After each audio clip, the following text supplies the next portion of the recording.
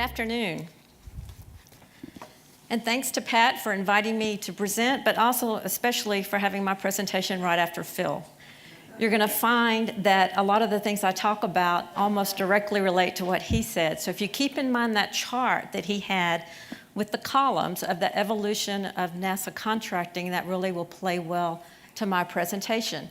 And if you think about the column that was missing, that would have been the farthest to the right of the purely commercial business, that's what I'll be talking about, is how has a small business evolved, how do they position, and what are those lessons learned going from that traditional government contracting model to the purely commercial model. I know there was a question about that, and I think some of what I'm talking about will answer that for you, Phil. But some of you who know Barrios may wonder, why am I talking about this? Why was I invited to talk about this?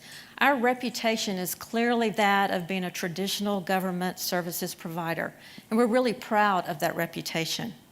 But what you may not know, we've been in business for 36 years, that for 34 of those 36 years, we have been providing commercial services outside of the NASA environment. We just don't talk about it a lot. Let me tell you about our first venture, and it was back in the early 80s. We developed a software product that we marketed across the Southwest United States called eCom, and it was electronic computer originated mail. That might sound like something you do every day now, but back in the early 80s, it wasn't that popular. What it did is it allowed businesses to initiate mail from their computers, send it to the post office. This was a partnership we had with the U.S. Postal Service. You think working with NASA is difficult. And it allowed those businesses to generate that mail and send it. The post office, we would print it, send it out. It was basically electronic junk mail. So it really wasn't our most successful commercial venture. It really didn't last that long, but we learned a lot from it. And over the past 3 decades, we've taken a lot of the lessons that we've learned from our work with NASA and packaged that and sold it to other industries, whether it be IT products and services. There was a time when we had a commercial training center doing computer-based training, all the way up to requirements management and most recently systems engineering. But taking that expertise that we have and seeing how you can package and sell that. And we've also done it in the commercial space business. What we've learned is that those partnerships are different. There are similarities, like Phil talked about, but there's all differences that he mentioned as well. So what I want to do this afternoon is give you some of the lessons learned over those 3 decades and how we've applied that as the space business has evolved from being 100% government to a mix of government and commercial. And the way I'm going to do it is I'm going to talk about the 3 areas that all of us in the room are familiar with, which is cost, schedule, and technical. And first I'll start with cost. And we found that to be the most challenging and the most unique between the government and the commercial side, and probably we have more lessons learned from the cost standpoint than anything else. On the government side, it's really, your challenge on cost is staying within your annual fiscal year budget. And depending on the contract type, you might be incentivized to underrun that budget. But the government gets a new annual budget from Congress every year, well, almost every year. And unless there are extreme program changes, some of you might remember something called Constellation, it pretty much stays the same every year. Yes, you're going to have adjustments, and you've seen from Phil's chart what's happened to NASA's budget over the year. You're going to have adjustments because every once in a while Congress has these pet projects they want to fund with NASA money. And if you're supporting ISS like we do predominantly, you may get squeezed every year to help pay for some of those pet projects. But the government doesn't truly face the risk, NASA, of going out of business, laying off employees, closing facilities, strictly based on their cost performance. But it's pretty much the opposite on the commercial side. Every decision a commercial company makes, like Phil mentioned, really is a bottom line consideration. Your past performance matters as a supplier, but probably not as much as what you can do for that business from a cost perspective.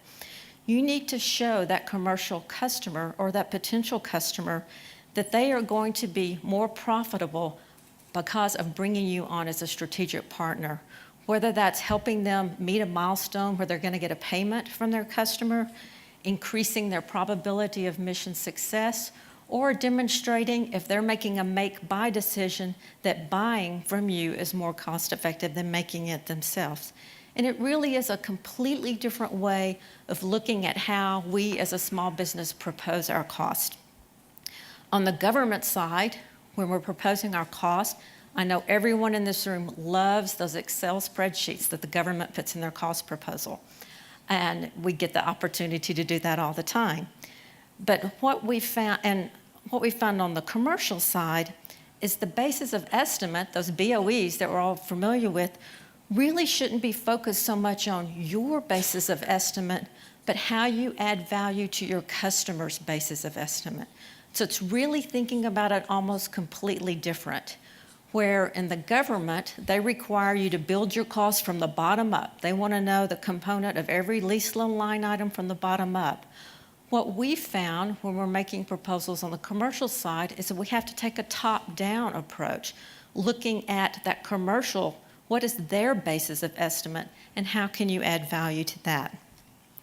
We've also learned that cost may not be the sole driver for a commercial company. That may not be the most important aspect at that point in time.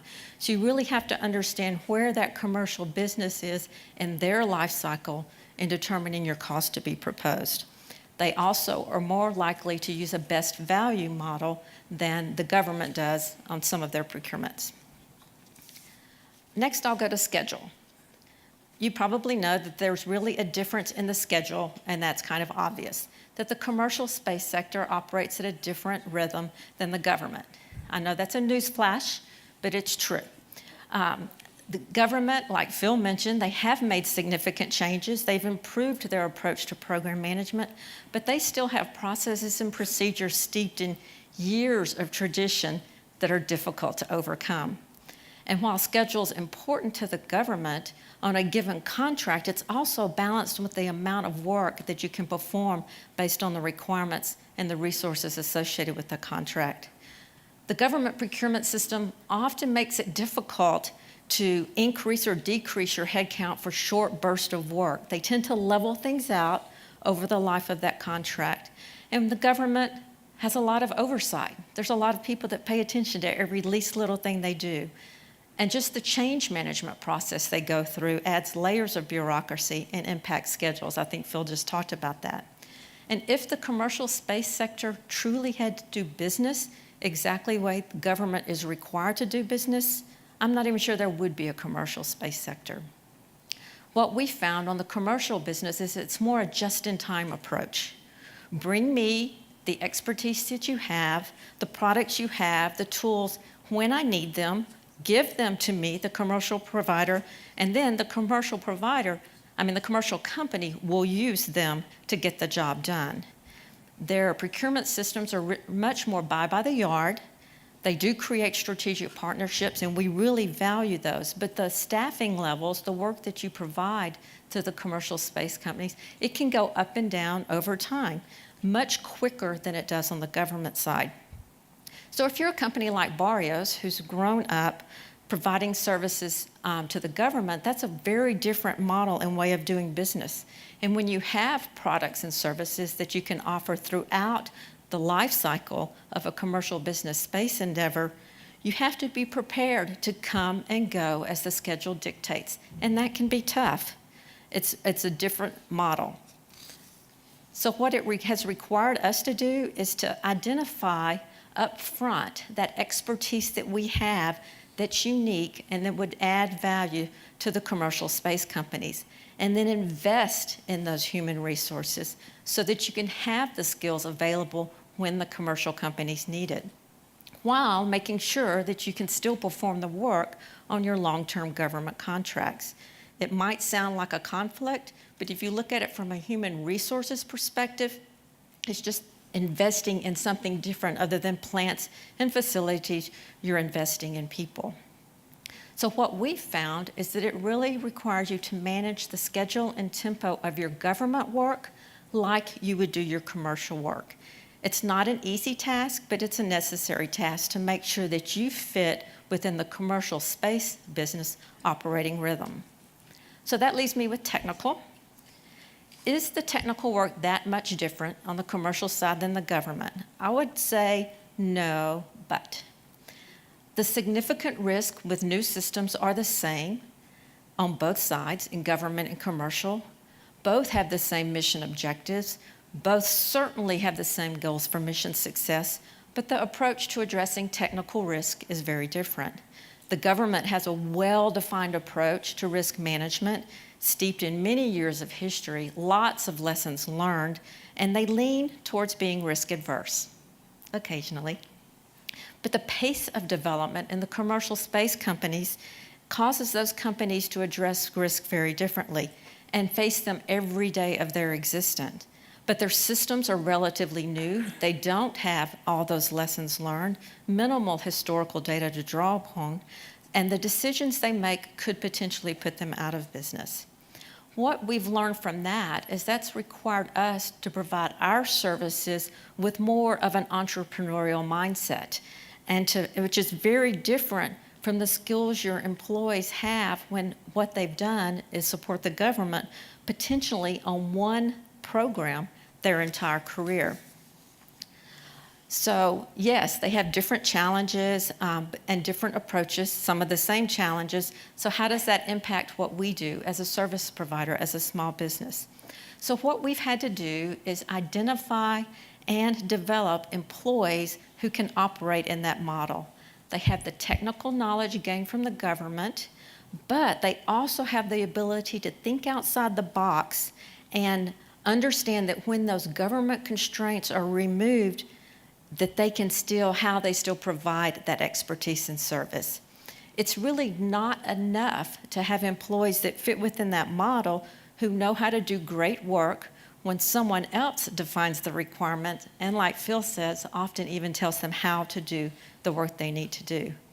That can be a real challenge. You're asking someone to operate outside their comfort zone, but you're also asking them while they're outside their comfort zone to demonstrate that confidence of that expertise that they have. So what we've done in Barrios is use small test projects to identify those employees. And it's really been an interesting process because some of the ones you would naturally think are the employees who have been so successful on the government services side of business. Clearly, they're your top candidates to also work on the commercial side. And we found that not necessarily to be the case. When you've pulled them out of that comfort area, they really don't even look and act the same. So what we've done is taken employees and put them in different environments to see how they react. Like was mentioned, what Wayne mentioned is we do some work in the oil and gas business, which is when you're predominantly in Houston, you have that opportunity.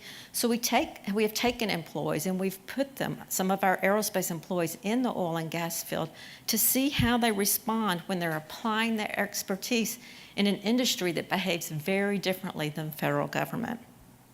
Sometimes what we do is, like all of you, or most of you do, we have proposals. It's a part of our business.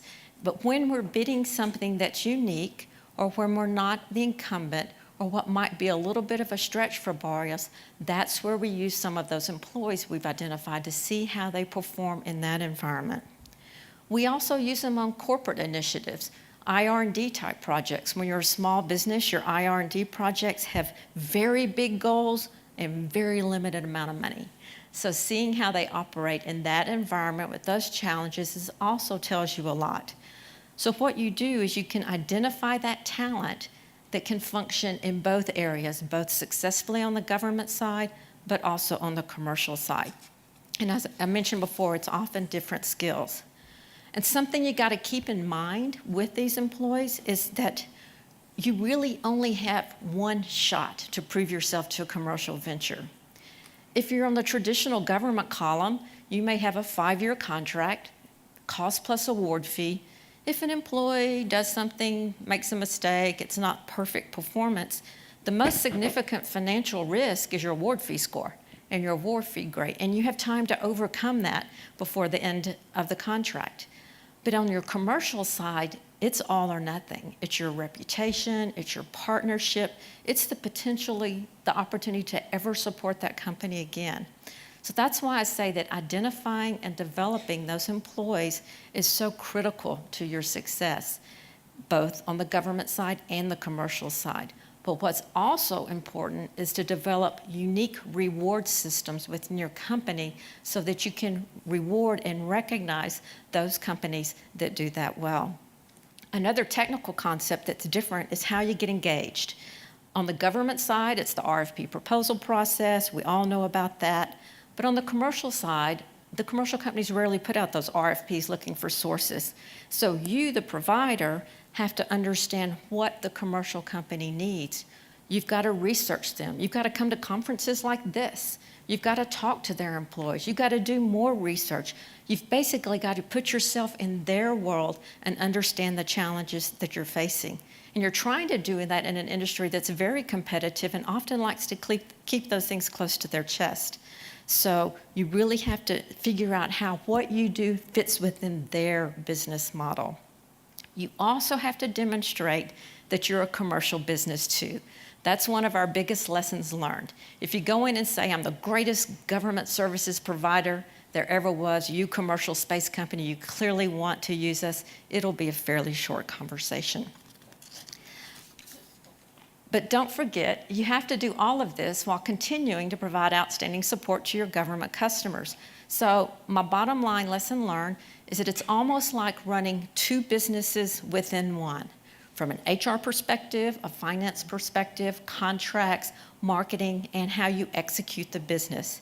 It's very doable, but you also have to make sure your leadership team is conscious about when they're operating in which mode, what situation is which mode is appropriate. The customers are an awful lot alike, but they're awful different. So thank you for your time.